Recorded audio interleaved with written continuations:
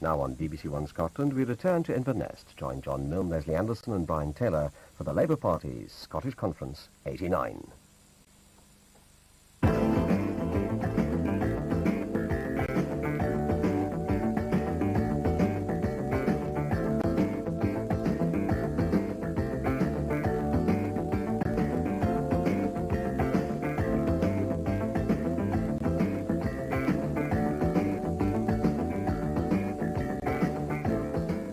Welcome back to the Eden Court Theatre in Inverness and the annual conference of the Labour Party in Scotland.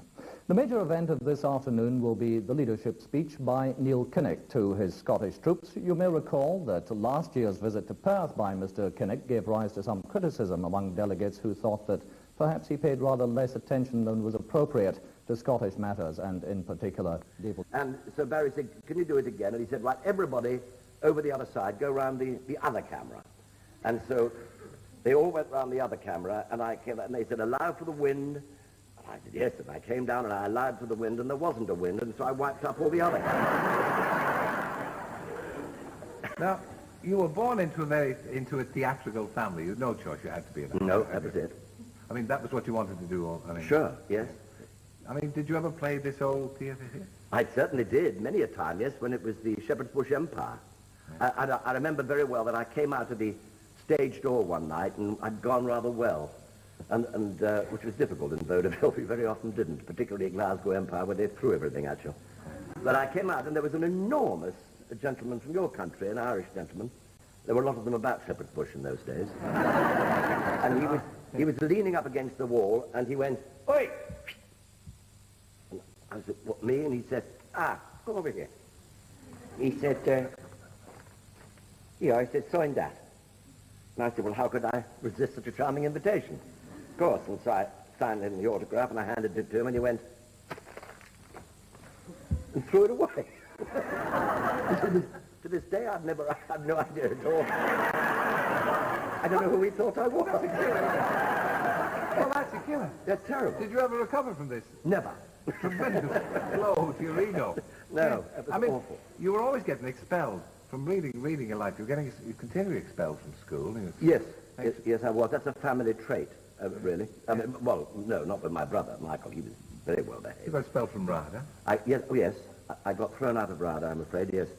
I'd refused to be a wind. There was a lady who taught Greek dancing and things, and Greek tragedy, and we had to be winds, and I hadn't got a part. All I went was, ooh, and I thought this was terribly boring and very expensive for my poor father to pay for me to be a wind. And so I rebelled and said I wouldn't be a wind. Didn't Noel Coward speak well of you, though? He saw you in one of Well, yes. Kenneth Barnes told me that I had absolutely no talent of any sort whatsoever in the theatre. But I don't think there's any point in you continuing. And so I was in a play at the end of my particular season, and just before I was about to be expelled, you see, and I was playing two parts, a small part of a man who was murdered in the first act, and I played the detective who found out who murdered me in the last act, with full makeup and moustaches and so on. And at the end of the show, Sir Kenneth Barnes said to Noel Coward, who was the guest of honour, was there anybody that you brought ahead? Any particular talent in the company? And he said, yes, very, very good performance for the man who played the man who was murdered in the first act, and I particularly liked the detective who found out who murdered him in the last. So I promptly gave him a kiss, which is a very dangerous thing to do, and... You had that... because of this brilliance of this mimicry, this gift that you have, and you've invented those voices. I mean, yeah, I can't impersonate people, really. I just pick up the idiosyncrasies of people's voices, and they're all...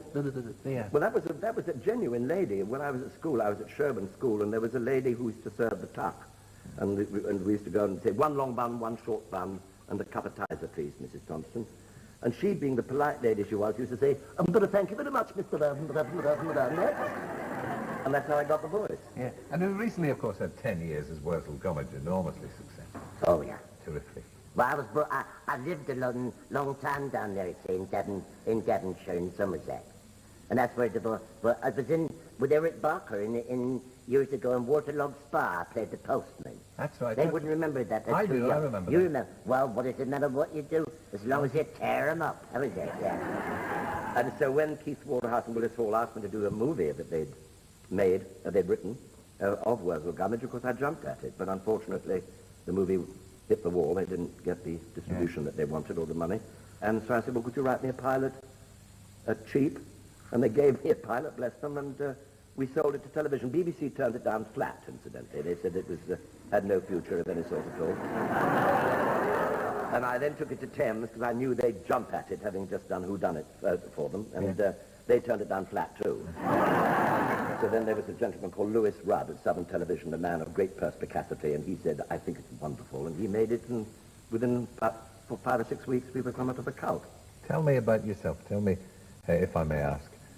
You have been around. How old are you now? I'm 70 this year. Now, you're going to play 10 weeks on stage of Doctor Who. 11. 11? Yeah. Well, we wish it well. When are you opening with that? We open it in Wimbledon in the about 10 days' time. And you look there for 2 weeks. You look as far away from retiring as you did when I met you, which must have been 20 years ago. Sure. Yeah. And you look the picture of health. Thank We're you. all delighted to see you. Well done. Thank you, Terry. Thank you.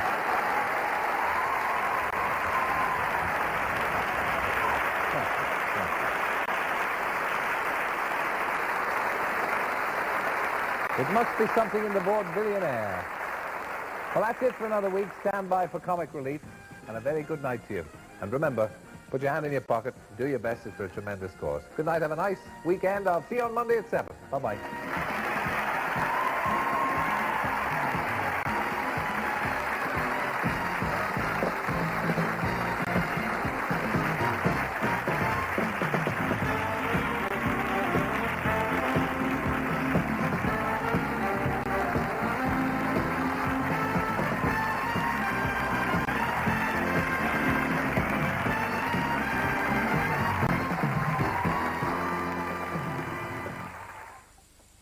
This is BBC One Scotland, and now the next programme. It was in 1907 that Johann Klauber decided to make his historic move from astrophysics into etymology.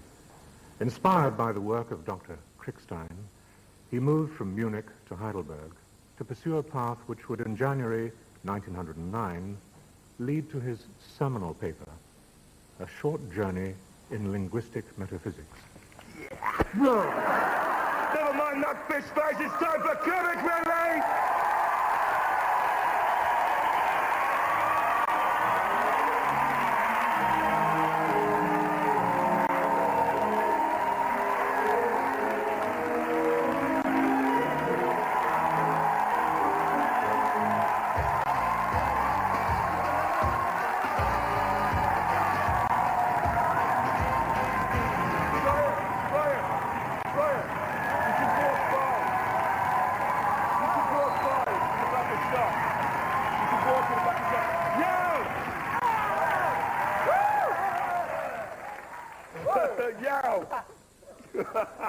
Well, good evening. We've been away for a whole year, but now we're back. Put out the cat. Yes, put on the amusing hat, because now it's time for comic relief. A cracking... These people are farmers. Sorry about this. Yes. Shut up. Honestly. A cracking cavalcade of chaotic caravanning capers that's going to be as hot as Madonna's pants. I think you know what I'm talking about. No, I don't. No. So straight away, let's have a look at the total. And the running total is... Absolutely nothing, because we haven't started yet.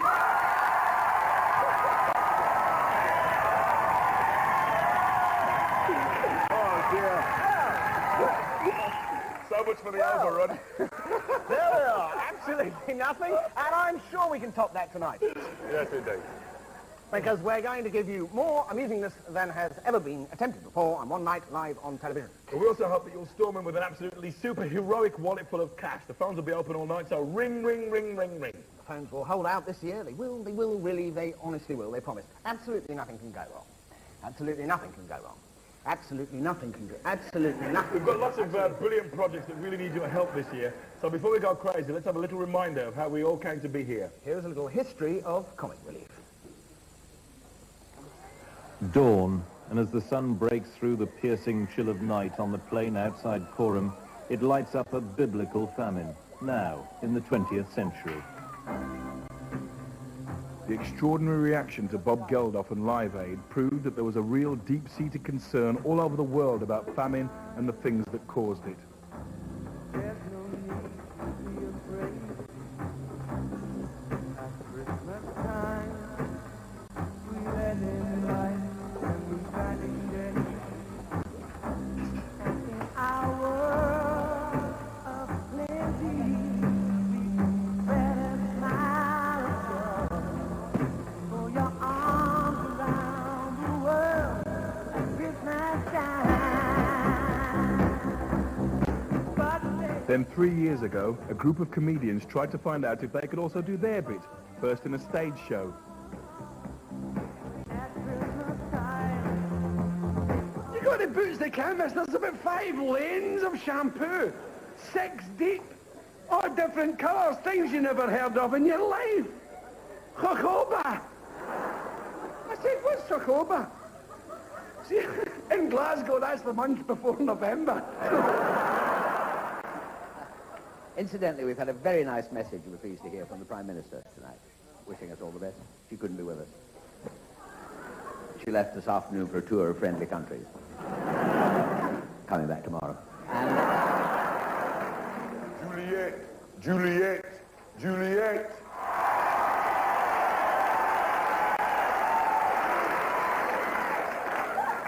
Oh, Romeo, oh, Romeo. I haven't seen thee since the wane. Oh, Romeo. So pull on your dancing trousers and get down to the total and utter king of rock and roll, John Craven! We also made a record. I got myself a crying, talking, sleeping, walking, living dog. Can I go now? The first year we raised £1 million, but we all decided to keep up our commitment, try to give real long-term help.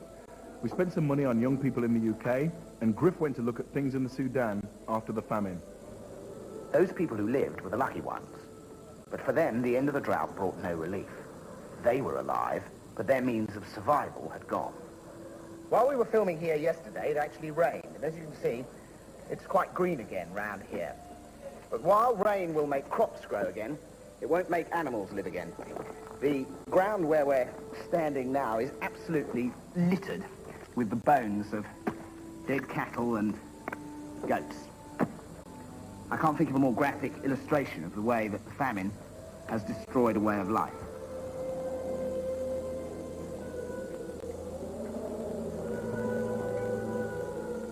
And I went to Ethiopia.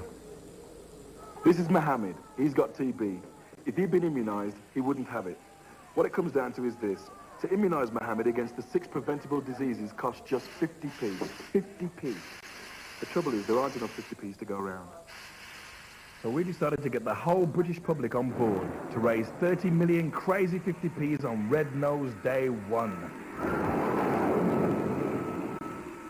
But my guess is that it's a stick of dynamite. No, it's not. Remarkable. Here's my fist. Kindly run towards it as fast as you can. Please, please. Oh. Go on, give it to him. You think? Yeah.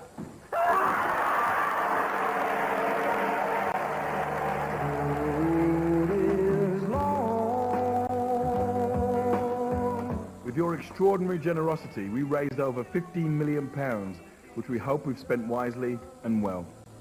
That leads us to who knows where.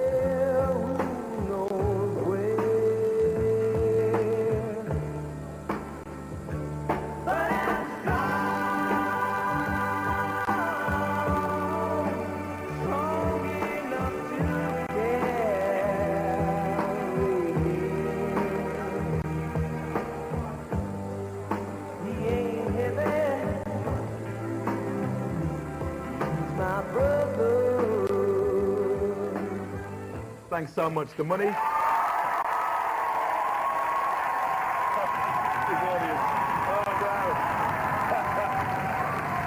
guys. The money has made an unbelievable amount of difference. And before we go any further, humongous thanks to Radio 1 for being totally wicked for a whole month getting this going. Also thanks to John, who's going to be signing here for us up till the news. This year we're going to spend 2/3 of our money in Africa and 1/3 in the UK, where we're going on working with young people in the fields of homelessness, disability and drug and alcohol abuse. We're also giving a big wad of money to helping old people, some of whom are living hard, horrid lives. In Africa this year, we wanted to help countries all over the continent. Billy's been out to Mozambique, where problems are caused not by nature, but by man, and millions of innocent people are caught up in war that they don't even understand. I went out to Burkina Faso, where the main problem is a bit different. It's just very, very dry. 50 years ago, this area was a huge forest. If you wanted to make even a short journey, you had to hack your way through thick undergrowth, vines lashing across your face, there were wild animals all over the place. We're talking serious forest here. But now, it's like a huge dust bowl. A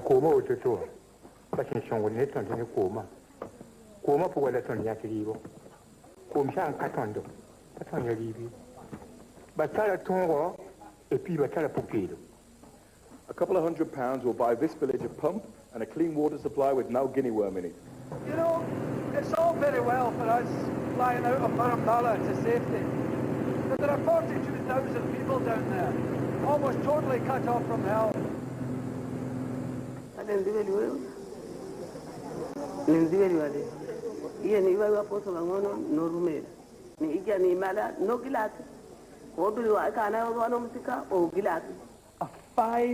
A fiver from Oxfam a couple of months ago bought the seed that grew this entire field of maize. This entire field, a fiver.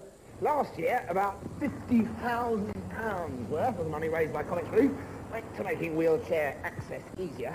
And do you know, I think it'd be a rather good idea to see if we could raise some more this year to do the same thing.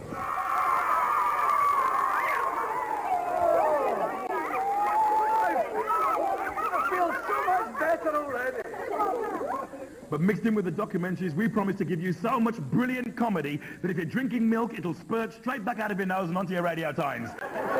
So if you can, give us a cash call. Telephone numbers are coming up now, so reach for that pencil and paper. This is a pencil-finding pause. No.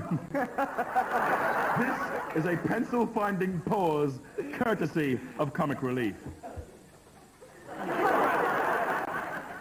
Here's mine. Now, it doesn't matter where you are. Any time tonight, ring Comic Relief with the number of your credit card. Clark? Portable phone. You know, no matter what you're doing, you can always spare the time to ring Comic Relief and pledge some money. Here are the numbers. London 01831 3131, 01436 7777. Southampton 0703 337744.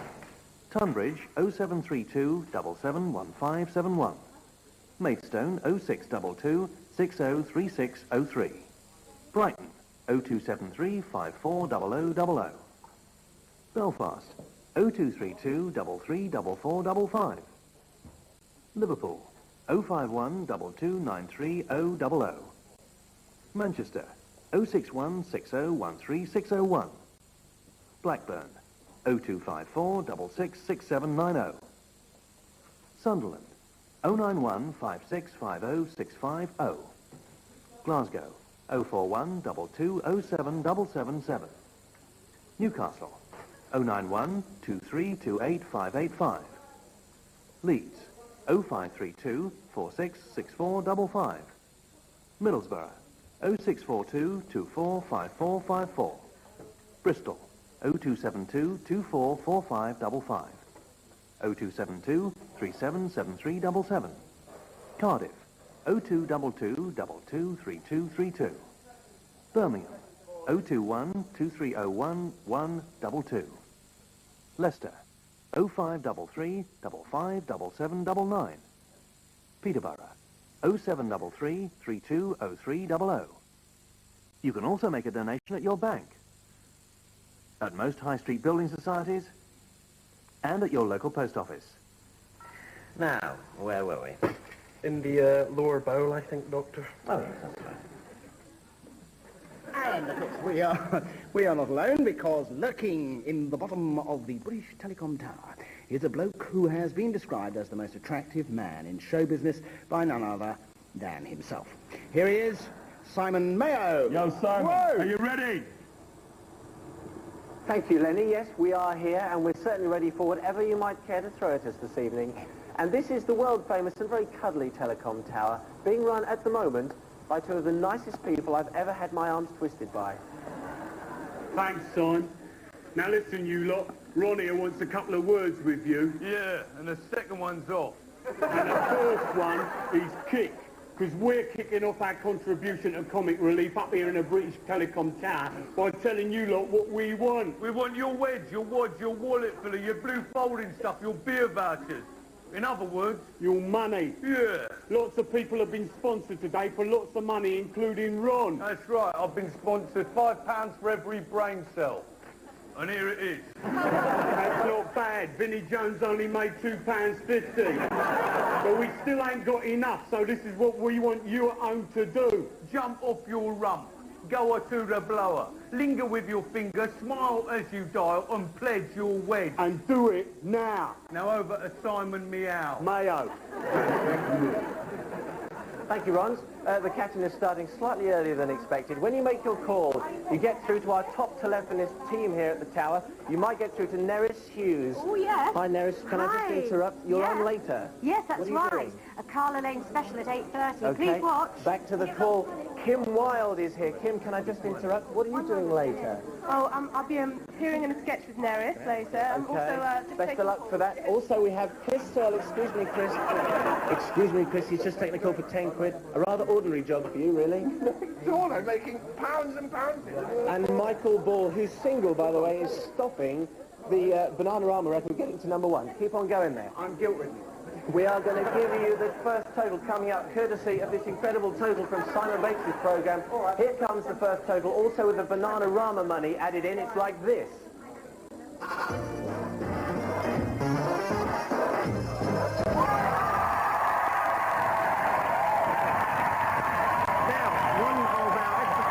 This year is our extraordinary super sketch show. A few days ago, more famous people than there were in Christine Keeler's phone book came in to make absolute fools of themselves. The end result is entitled TV Gaga, and here is just a teeny-weeny little taste of it.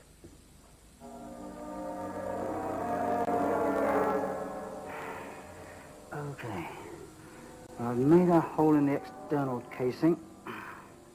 I'm opening it now. Be careful, sir. You know how dangerous these things can be, eh? I know, Roger. But we've done everything by the book. Now it's time to see what happens. Good luck, sir. It's okay. It's nice and hard-boiled. Oh, the pain. Oh, the agony. Such agony.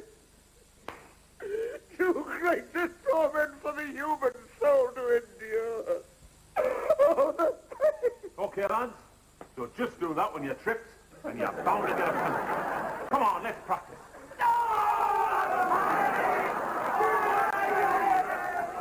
Oh, my God. What? Well, that's that Terry Wogan. He's on that television all the time these days. Good evening. Welcome to my...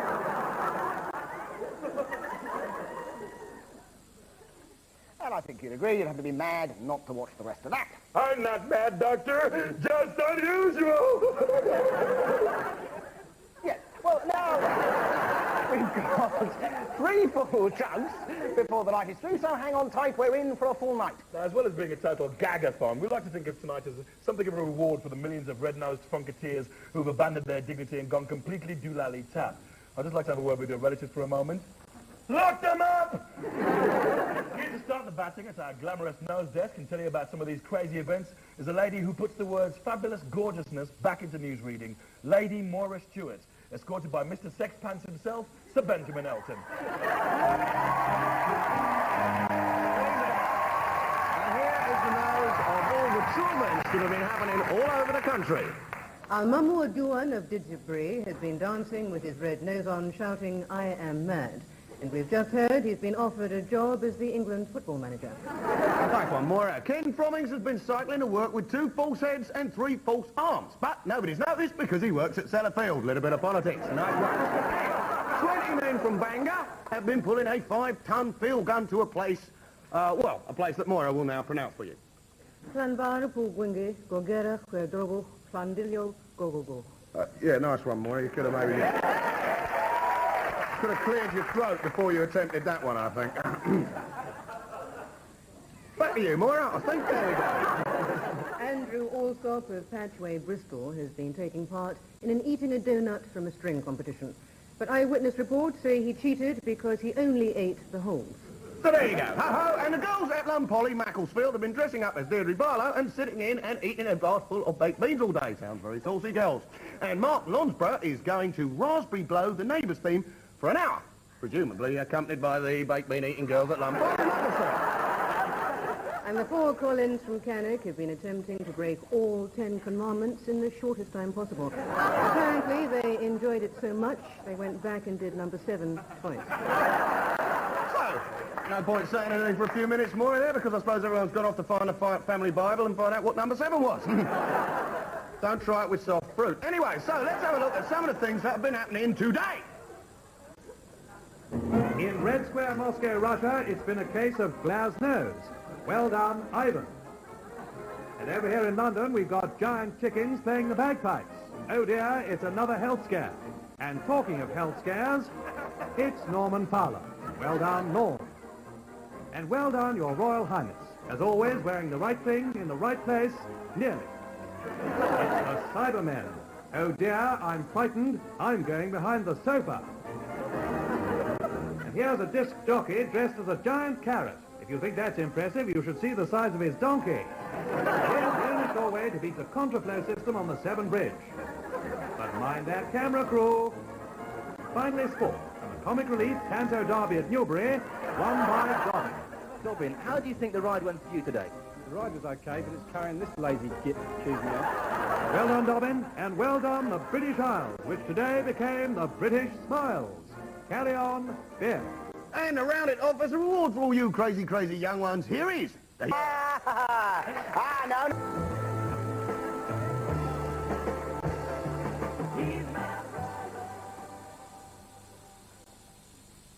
You're never too busy to ring.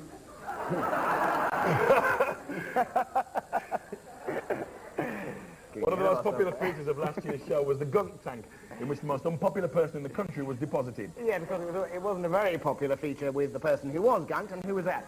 The winner was, of course, Andy Crane, House Monitor.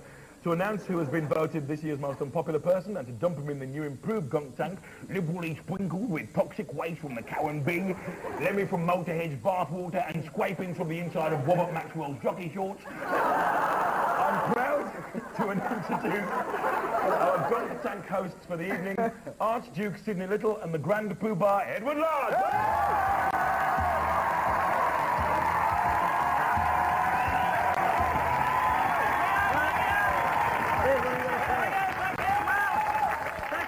Time for the first gunk tank for this year's Comic Relief.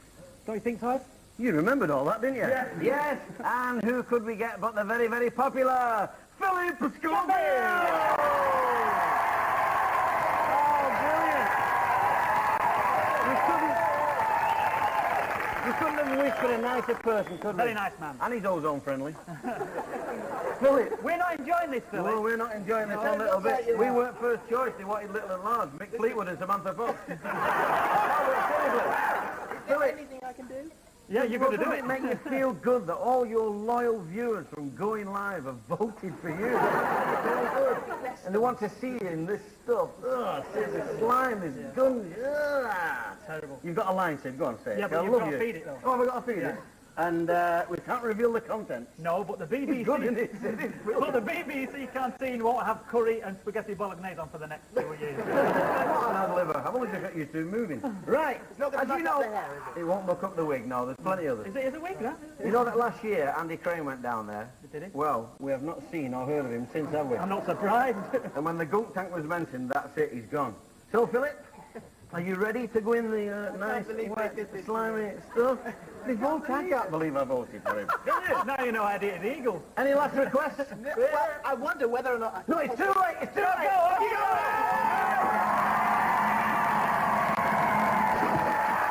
Oh no! That's only halfway. Here we go. Come on, quick. Go!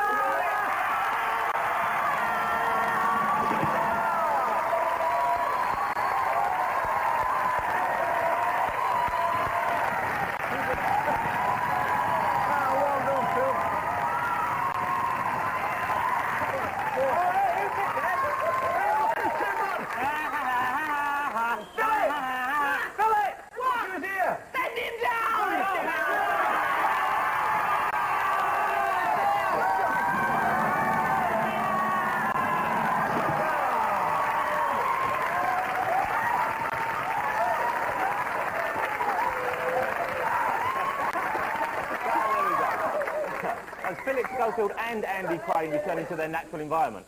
Now, the natural environment of Comic Relief is, of course, the mighty Comedy Vaults, and viewers of Open Air have taken time out from their acute and, dare I say it, painfully accurate analysis of TV programmes to choose 5 absolutely classic sketches, which we're going to show you tonight. Now, the first of these stonkers is this little masterpiece from Not the 9 o'clock News, made many years before Mel married Griff and Rowan settled down with Baldrick.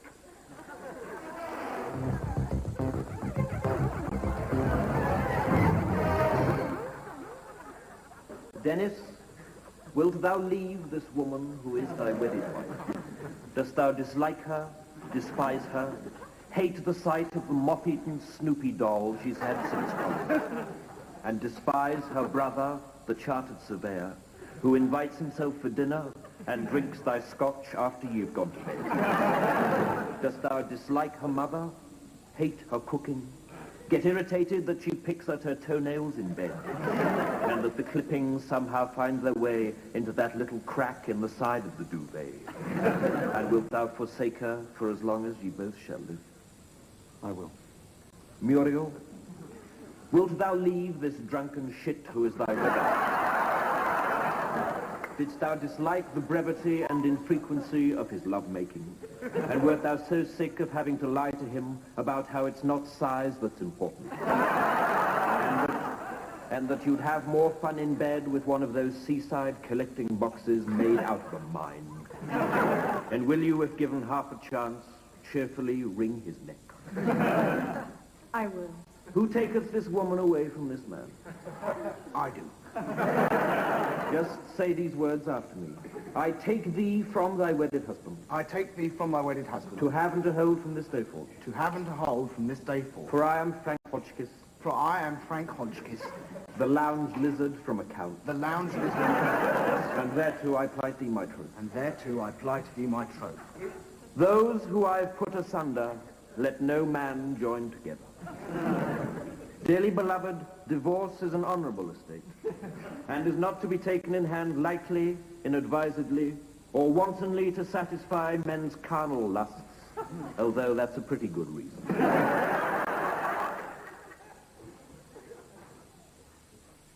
Now, as you know, last year Griff went to the Sudan and I went to Ethiopia. The money you gave last year really has changed things there. All the long-term help we funded, like water and transport, has made life better and safer for millions of people. And when an emergency does come up, for instance, there's a big meningitis epidemic in Ethiopia now, Comic Relief can help straight away. At the moment, last year's money is buying life-saving injections for just 16p each. We've also stuck to our promise that every penny you give is spent on these projects. We must stress this about Comic Relief. No expenses are taken out of your money. All our costs, all our stamps, staff, even cups of tea are sponsored. Your money goes straight through to where it's needed. Now, the thing is, Africa's a big place, and money is needed in a lot more countries than just Sudan and Ethiopia. In some places, terrible famine is caused more by man than nature. Innocent people who get caught in the middle need our help more than anyone. This is the situation in Mozambique. Billy Connolly went out there to see the problem. I feel so much better already.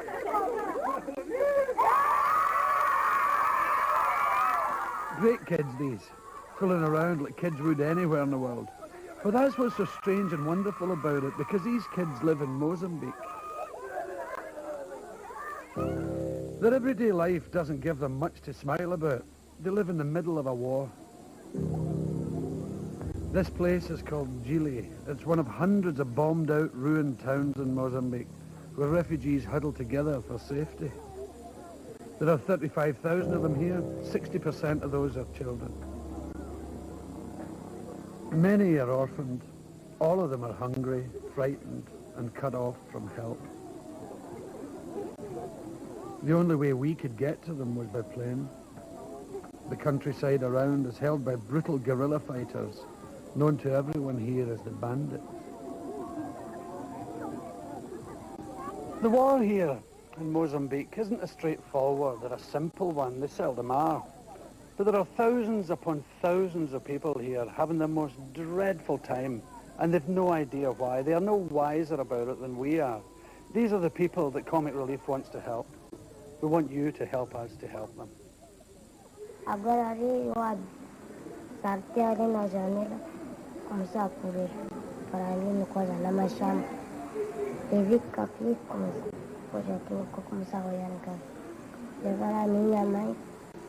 Cortar aquí, rasgar, tirar a tripa, cortar aquí, deixar. Levar a deixar chamar a meu pai. Começar a cortar. E aí meu pai nem depois ali, levar a sangue, com tripa, fígado, as coisas já. Ela no dia de chuva, e depois aí havia água. Aqui era na janela do quarto de mamãe, e depois eu fui brincar, aí na janela do quarto de mamãe fora, e depois havia água.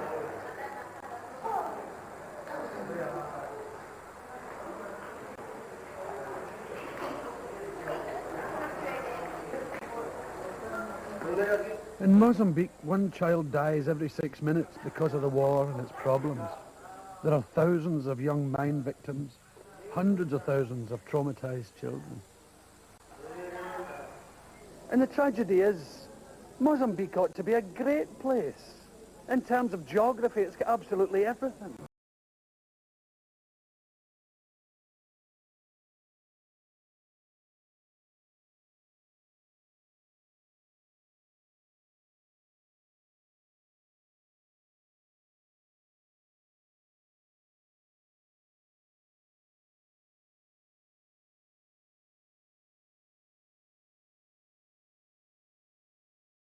Been many nice times here.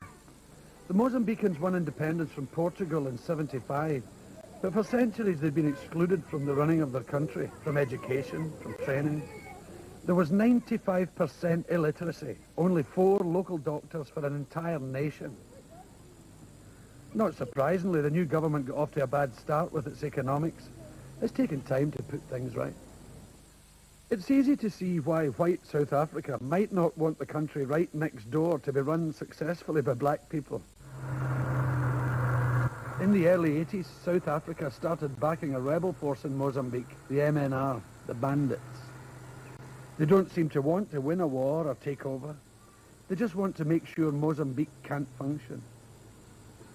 So they mine the roads, ambush convoys, blow up railways, wrecking the transport system. Villages, schools, government posts, hospitals, all go the same way, throwing the country into chaos.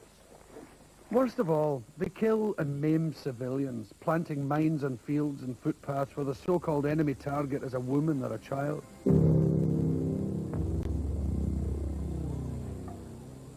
2 million Mozambicans are refugees on the run from all this.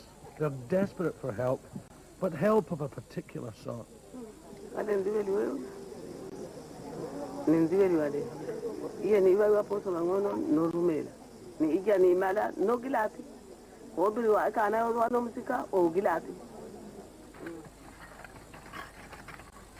Oxfam and Save the Children are working with the government here to give the people the means to rebuild their lives. They're giving out hose and seeds, tools and timber for the hospitals. They're helping the lost and the traumatized children with safe care centres and working on programs to reunite them with their families.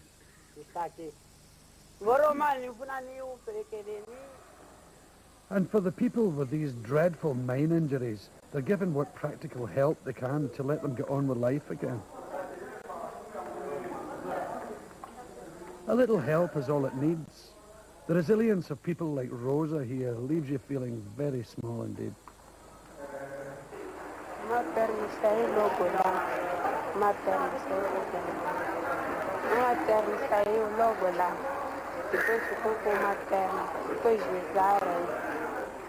Oxfam and Save the Children are doing absolutely everything they can to help out here, but they can't do anything without your money. We need your money more than anything else. Please don't sit there and think this has nothing to do with you, because it has. It has everything to do with you.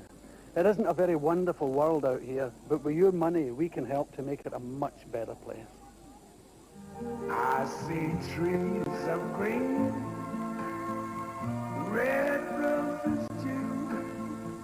I see them bloom for me and you.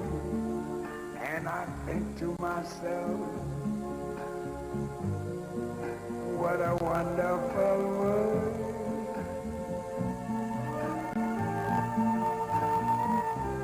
I see skies of blue and clouds of white, the bright blessed day, the dark sacred night.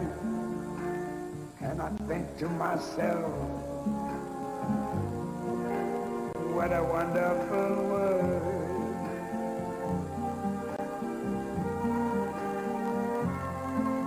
The colors of the rainbow, so pretty in the sky, are also on the faces of people going by. I see friends shaking hands, saying, how do you do? They're really saying, I love you. I hear babies cry. I watch them grow. It'd be great if you could phone. Here are the numbers. Take up a pen and write them down. If you don't have a credit card, you can always send us some money or give it into the post office or all banks and building societies. Here come the numbers. I hear babies cry. I watch them grow.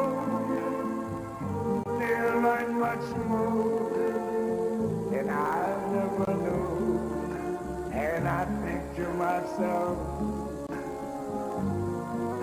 what a wonderful world. Yes, I think to myself, what a wonderful world. One of the really great things about Red Nose Day is that kids all over the country have been taking part in events all over the country. Totally titanic work, termites. And as a special treat, you can all stay up till the end of the programme. We're here till 2 o'clock in the morning. Your parents won't mind at all.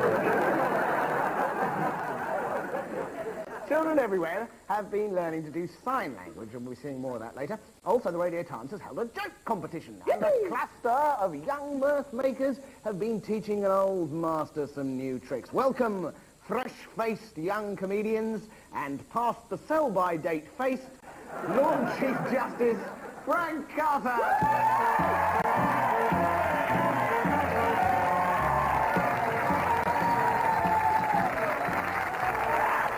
Well, here we are with the winners of the Radio Times joke competition. They're all crackers, and it's the way they tell them. First of all, we have young Katie Gregory, who is age 5, and she's from Barry in Glamorgan. Katie, what's your joke? What do you call a bald Cheshire cat? I don't know. What do you call a bald Cheshire cat? You're a grinner. Well, that's lovely. All right, now, on to Heather Crouch, who's age 6. She's from Swanley in Kent. Heather, what's your joke? What's a horse's favourite programme? I don't know. What is a horse's favourite programme? Neighbours. Wow. My goodness me. We got a budding Bernard Manning here. And now here's a young lad here, Sean Rowe from Chard in Somerset. Sean, what's your gag? Why did the parrot wear a raincoat? I don't know. Why did the parrot wear a raincoat? Because he wanted to be polyunsaturated. What a gibberel.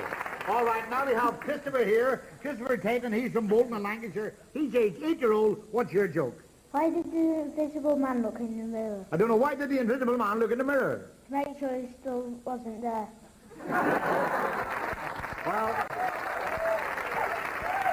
Well, that was absolutely brilliant. It's one of mine. Now, Emma Surtees is age 9. She comes from Edinburgh in Scotland. Okay, what's your joke?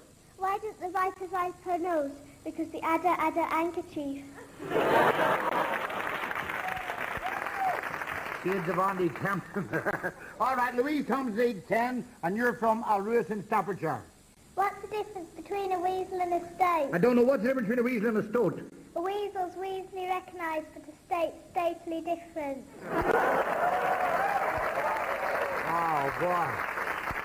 My heavens, they're getting bigger here. Christopher Heathcote, age 11, from Chelmsford in Essex. All right, what's your joke? Knock, knock. Who's there? Little old lady. Little old lady who? I didn't know you could yodel. I like that one. Okay, now here's a young girl, Cheryl O'Grady from Stockport, and you're 12-year-old. All right, what's your joke, Cheryl? What do you call a Reliant Robin with a football in it? I don't know, what do you call a Reliant Robin with a football in it? A whistle.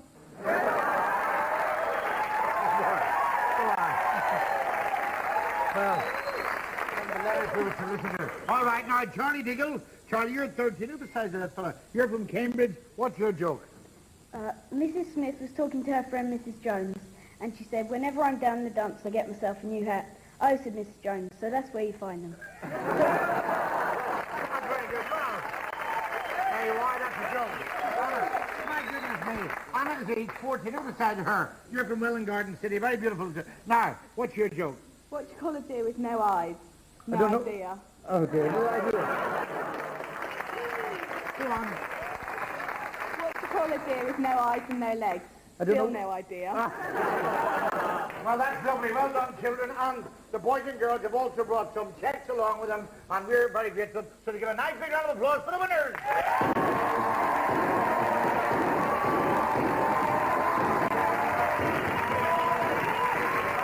I'm totally upstage there. And now a message from, without a doubt, the two most important people alive in the universe. No, we are not putting those noses on until we reach... Oh, I reckon about $1 million. Yeah, Yep. £1 million. $1 million.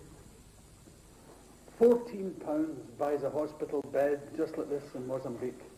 What can I tell you? Get your checkbook out. So come on, ring, ring, ring. I've got a feeling those Australian geezers are going to look totally wicked in their red noses, man. Also, Jonathan Ross has promised that his nose will grow an inch for every million we get tonight. What's your nose, wasn't it, Jonathan? Just checking. Now, let's face it, Comic Relief is a show that likes to embrace everything and everyone. Just like Griff, in fact. Yes, indeed. And we are proud to introduce to you to our final host tonight, star of the popular children's series The Storyteller, a celebrity known to his friends simply as Dog. Hi. Hi, nice to be here. Yeah, but, what a lovely doggy, isn't he? What a lovely... Aren't you a good boy? Cut the baby voice, Griff. We're all professionals here. Sorry. Would you like to introduce the next item then, or bark it in, or what? What, you want me to start now? No pleasant chat, just straight down to work, eh? You know, I'm not getting paid for this. Okay, face, I'll do it then. No, I didn't say I wouldn't do it. I just said give me some time. Now I've had some time. Ladies and gentlemen, the first of the sensational TV Gaga installments will start. I like to keep the director on his toes. Now! Woo! Now!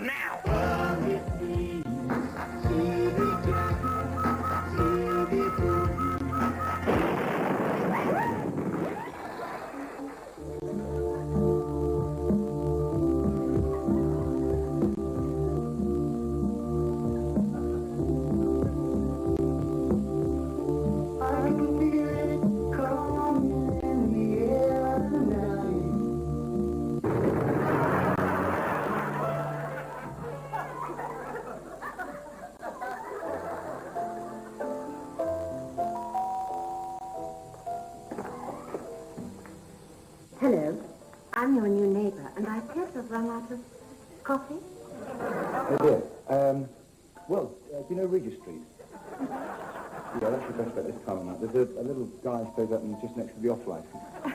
You don't understand. I've got guests and I can't leave them. Oh, I see. Well, I'll tell you what, I'll pop up and keep them entertained if you like while you're out. I've got this fantastic octopus skating. It's cold outside and I've got this dirty butterfly on it. Couldn't you lend me? A coat? Well, I could. Surely you've got some coffee in your flat. Yes, I have. Thank you very much for asking. To do with a loaf service, something like that. No. Couldn't you just lend me some coffee? You want me to lend you some? That's right. Sorry, no. Go. Get your own bloody jar.